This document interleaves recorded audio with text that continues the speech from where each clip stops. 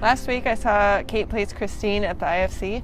It's a documentary by Fourth Row Films about a woman who's getting ready to play the role of Christine Chubbuck, who was an anchor woman who committed suicide on live television. The documentary kind of drifts in and out between nonfiction and fiction, and you're not supposed to know what's real and what's not.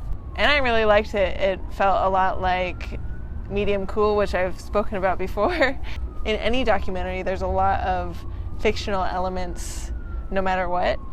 And I really enjoyed Kate Plays Christine. On Friday the 2nd, I showed This Is Spinal Tap up here on my rooftop. I showed it on laserdisc, which was on loan from the Criterion collection. And it was my first time seeing Spinal Tap.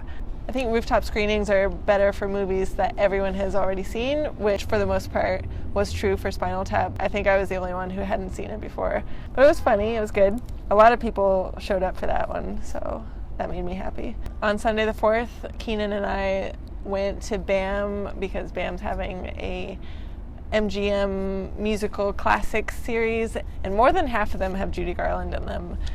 Which is not surprising, but we went to see Meet Me in St. Louis, which I had seen parts of before. I think I was in the same room as my sister when she was watching Meet Me in St. Louis, and I only remembered the Halloween part, which Keenan says is the best part, and I think I agree because it's totally, it feels very disconnected with the rest of the movie.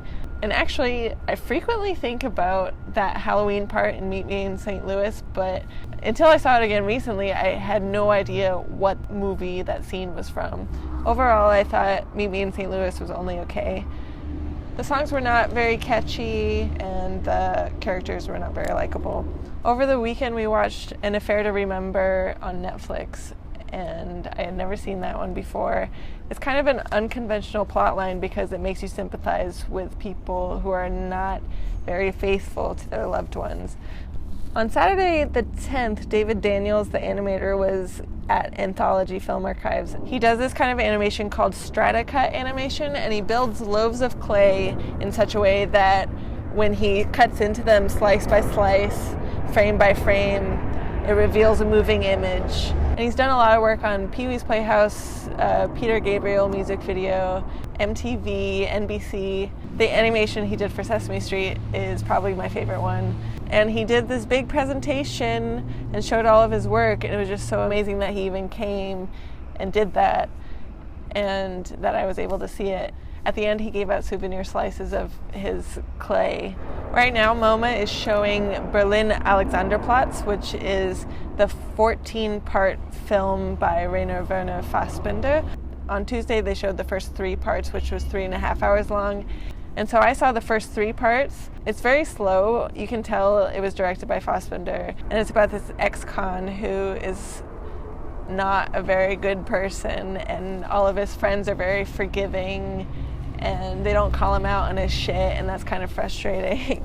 I was not able to see the next 4 parts on Wednesday, and I'm most likely not going to see the rest of the film. But Keenan is going to go, and he's going to tell me how it is. And that's all the movies I've seen recently. If you like, leave a comment, subscribe, share my videos, do whatever you like. I think this bee thinks my eyes are flowers.